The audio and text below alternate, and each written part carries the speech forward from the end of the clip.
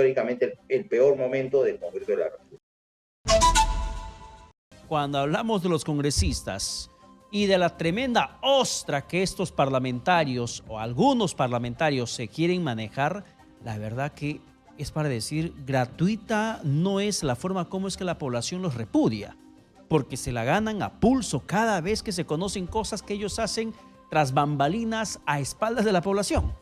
Y no hay diferencia entre los partidos políticos, porque en este presunto caso denominado el gasolinazo tenemos un congresista de Renovación Popular, hablamos del señor Padilla, de Perú Libre, que se adjudicaba la palabra del pueblo, ¿no? Y a Silvana Robles y Raúl Doroteo de Acción Popular, implicado en el caso Los Niños. Ellos Silvana iban Robles a hacer, de Perú Libre. De Perú Libre, ellos iban a hacer algún tipo de actividad social, cumpleaños del hermano, de la mamá, día de la madre, y gastaban presupuesto en la gasolina del carro que le da el Parlamento Nacional y pedían reembolso. Qué increíble, por y no 100 era una soles, por actividad 400 de trabajo, soles. 200, 400 soles. Viajar un congresista, el caso de Doroteo, viajó para Ica, quería que le reembolsen, no era representación, no era semana de representación, eran en fechas festivas y querían que le reembolsen el combustible que habían gastado.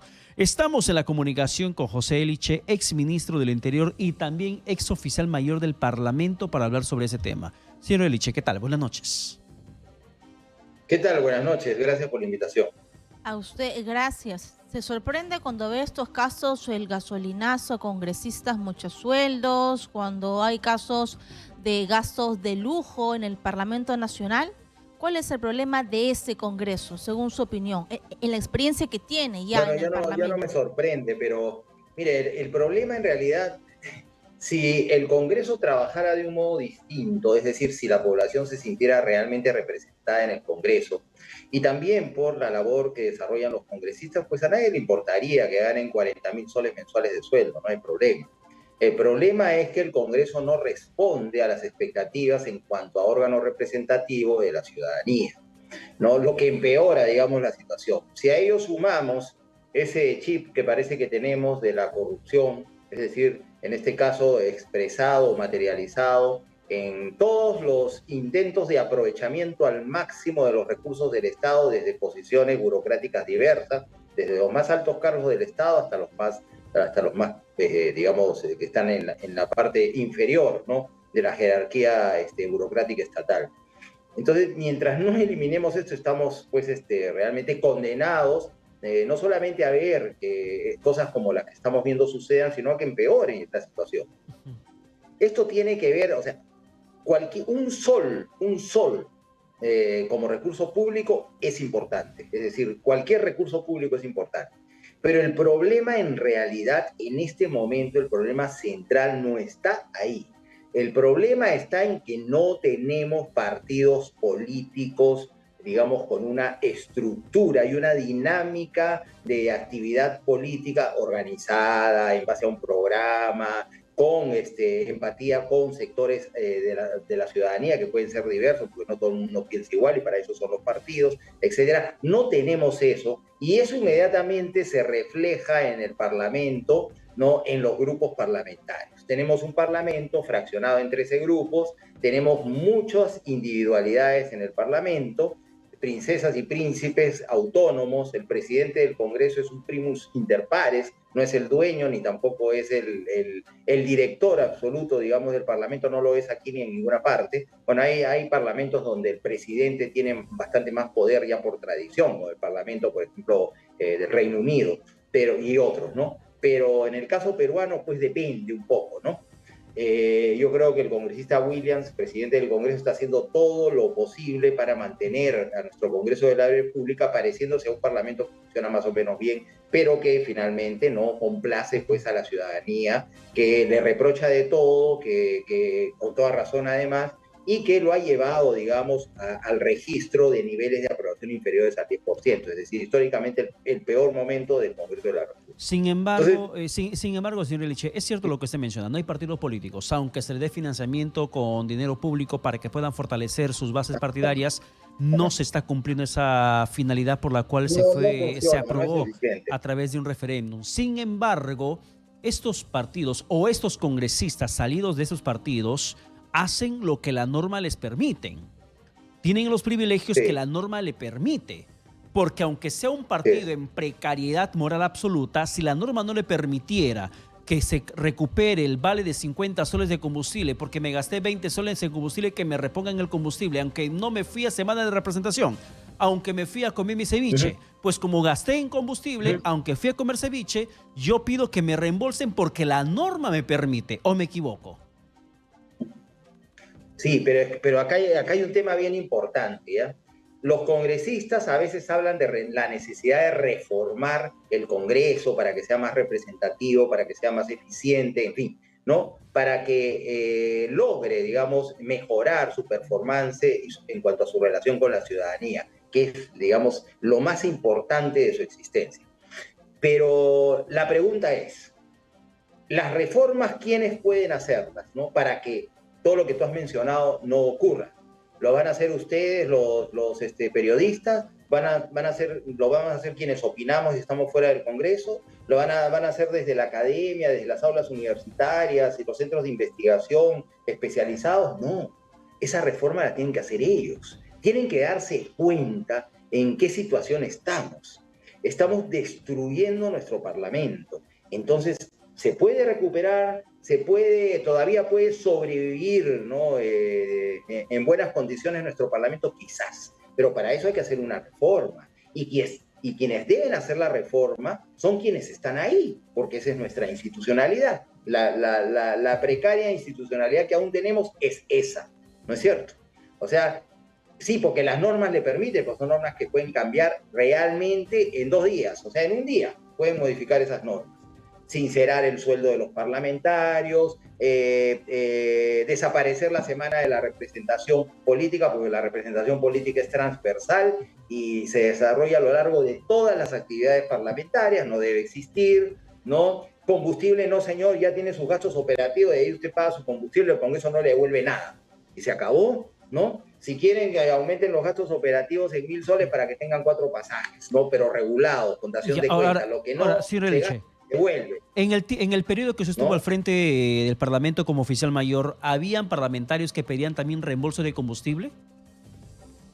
No, no había. ¿Por qué? Porque el combustible no era, digamos, un ítem que estaba incluido dentro de los beneficios de los parlamentarios, ¿no? Solamente existía, ya se había creado los gastos operativos y también se llama bonificación por función congresal, creo ahora todavía, y la remuneración, nada más, eso es lo que existía.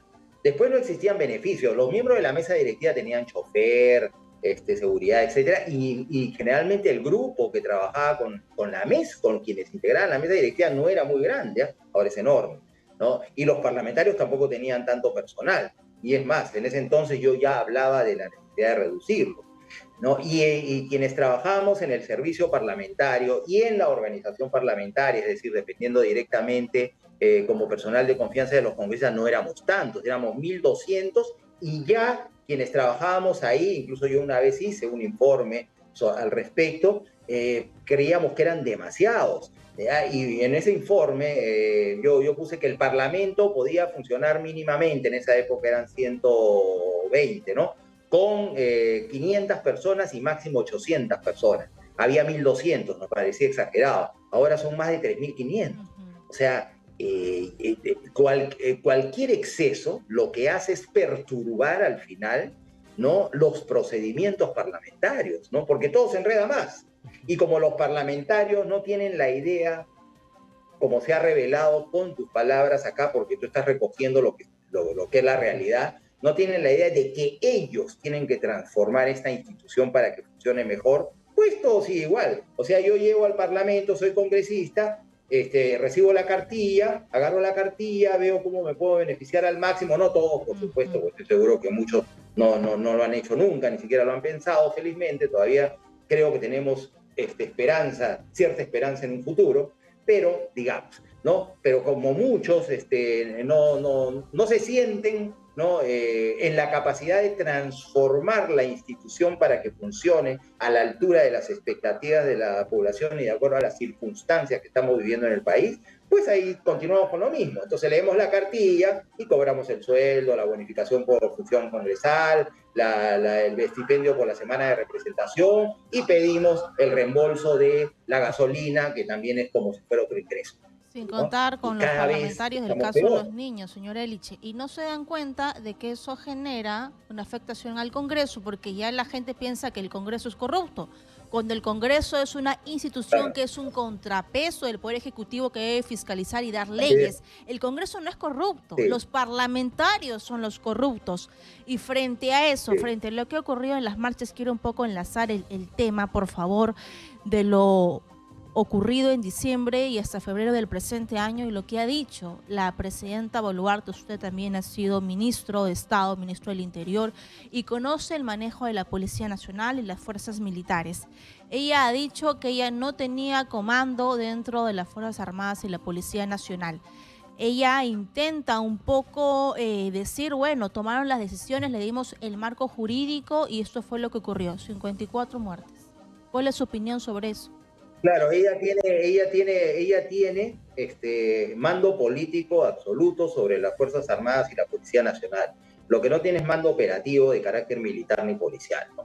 Es decir, los ministros tampoco, aun cuando hayan sido militares o policías, no tienen mando operativo sobre los contingentes militares y policiales, porque para eso están los profesionales que oficialmente están ejerciendo el cargo encabezando las diferentes unidades de estas instituciones.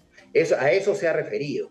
Pero sí, la presidenta, el presidente de la República puede tomar decisiones importantes y drásticas, incluso de orden administrativo, dentro del marco constitucional y legal, con relación a las Fuerzas Armadas y la Policía Nacional. Lo que no puede hacer, y no debe hacer, más que no puede hacer, yo creo que no puede hacer, es, digamos, ponerse el uniforme del Ejército, de la Marina o de la Fuerza Aérea o de la Policía Nacional del Perú, ¿no? Y encabezar una operación, ¿no? Pues, ¿no? Aún cuando hubiese sido policía, oficial de la policía, cosa que no ha sido, ¿no es cierto? Es decir, no se puede. Para eso existen los oficiales en actividad, que son los responsables de las operaciones y son los que toman las decisiones según la legislación y los reglamentos y los manuales vigentes de estas instituciones, ¿no? En los diferentes teatros de operaciones. Así es como funciona.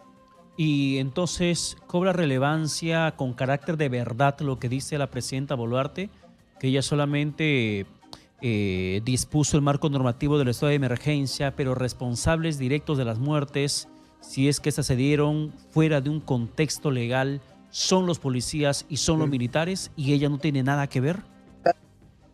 Salvo que se probara que quien ejerce la presidencia de la República ha dado una orden directa, una grabación, una cantidad de testigos, lo que sea, una orden directa en el sentido de que las Fuerzas Armadas y la Policía Nacional, por ejemplo, actúen de manera muy severa, inclusive utilizando, ¿no?, en una primera instancia armas letales. Salvo que eso ocurra, quien ejerce la presidencia de la República tiene una responsabilidad política frente al país. Porque según el modelo que funciona en nuestro país y en los países donde estas instituciones también existen y de las que nos hemos copiado históricamente estas instituciones, la responsabilidad la tienen los ministros. O sea, nosotros tenemos un sistema de irresponsabilidad de quien tiene la jefatura del Estado, que es la presidenta o el presidente, y de responsabilidad política de quienes integran el Consejo de Ministros. Responsabilidad política que se materializa frente al Congreso de la República, salvo que, igual que con la presidenta, se pruebe que un ministro ha dado una orden, ha presionado o lo que sea, para que las fuerzas del orden, sean Policía Nacional del Perú o Fuerzas Armadas, actúen con extrema severidad, fuera de toda lógica, proporcionalidad y violando prácticamente el marco legal, y que esto produzca pues daños importantes a las personas, sean heridos graves, pérdidas de vidas, lo que sea. Salvo, pero la responsabilidad es política. Pero la responsabilidad de haber actuado fuera del marco de la ley, sin la debida responsabilidad y el cuidado, y con esa actuación, ¿no? Haber producido, ¿no?, graves daños a la integridad física de las personas o la pérdida de la vida, es de cada quien, de las personas que de manera concreta, ¿no?, y diferenciada actuaron en estos escenarios. O sea que los militares y policías van a asumir su propia defensa y van a tener que dar cara frente a lo que pasó en diciembre, enero y febrero.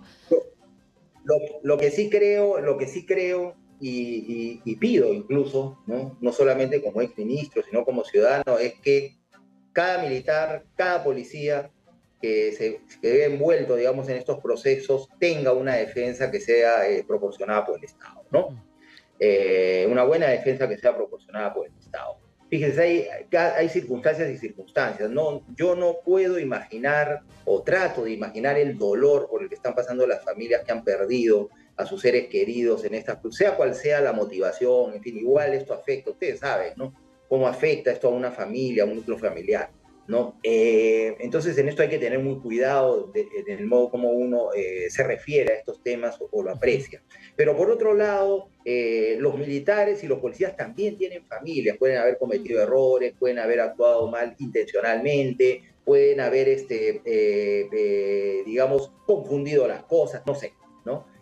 Pero también merecen ser escuchados y atendidos desde el punto de vista jurídico en su defensa en estos procesos, ¿no? Ya hemos visto lo que ha pasado en la época del terrorismo, que sí, probablemente ha habido excesos por parte de las Fuerzas Armadas, también de la Policía Nacional del Perú, ¿no? Pero esa era una guerra interna contra el terrorismo, y yo creo que el trato que están recibiendo muchos oficiales de las Fuerzas Armadas y de la Policía Nacional que actuaron en esa época en defensa de la patria, de la Constitución, de la democracia, en defensa de todas y todos nosotros, finalmente pues no es el justo y el adecuado, ¿no? Porque también tienen familias y yo creo que no han sido firmemente defendidos en sus derechos. Ahora, señor Eliche, para terminar brevemente, respóndame por favor si es que usted considera, como el informe de la Comisión Interamericana, que habían ejecuciones extrajudiciales, masacre en estas protestas por las muertes ocurridas.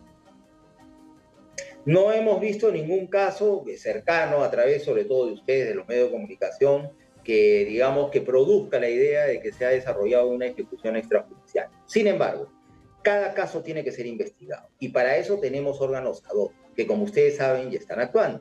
Tenemos en primer lugar las investigaciones administrativo-disciplinarias que se desarrollan en el interior de los órganos a los que pertenecen estas personas, militares y policías. Y en segundo lugar, quizá lo más importante, lo otro no deja de ser importante, pero lo más relevante, porque acá se persigue el delito, en el otro proceso se persigue, digamos, una falta administrativa, ¿no? Falta la disciplina, digamos, de las instituciones. En este caso se persigue el delito, que es el que finalmente de alguna manera compensa este daño que se ha hecho de alguna manera, porque la vida ya no se recupera, la salud a veces queda quebrada para todo el resto de la vida, en fin, y las familias quedan profundamente afectadas. Entonces, pero sí tiene que actuar el Ministerio Público, que tiene que hacer una investigación exhaustiva. Recordemos que los fiscales no han estado en el momento que ocurrieron los sucesos. Los fiscales hacen su trabajo con las pruebas que les llegan a las manos, documentales, de todo tipo. Y, digamos, se van formando una idea sobre qué es lo que ha sucedido, hacen un dictamen y finalmente formalizan su denuncia ante el Poder Judicial, y el Poder Judicial igual, ¿no? Y en eso, y hay un debate entre los abogados, entre los involucrados, y al final una verdad jurídica debe surgir que puede terminar pues en una sanción severa, puede terminar también en una exculpación, en fin, es un proceso, por eso se le llama proceso. No debemos entender eso. Yo sé que la paciencia es corta y que el sufrimiento pues no aguanta todas estas explicaciones, ¿no? Por eso también hay que pedirle a los jueces y fiscales que en la medida de lo posible, considerando esa ausencia de ellos en el escenario donde ocurrieron los hechos que están procesando, traten de hacerlo lo más rápido que puedan, porque hay familias pues desesperadas por saber la verdad y en algunos casos por encontrar alguna compensación a la pérdida que han tenido. Bien, muchísimas gracias por la comunicación. Eliche, ex ministro del Interior y ex oficial mayor del Parlamento Nacional. Gracias y buenas noches. Y es curioso que alguien que no está ligado directamente al gobierno en estos momentos, Katiuska, como el señor Eliche, a quien agradecemos su participación. Buenas noches.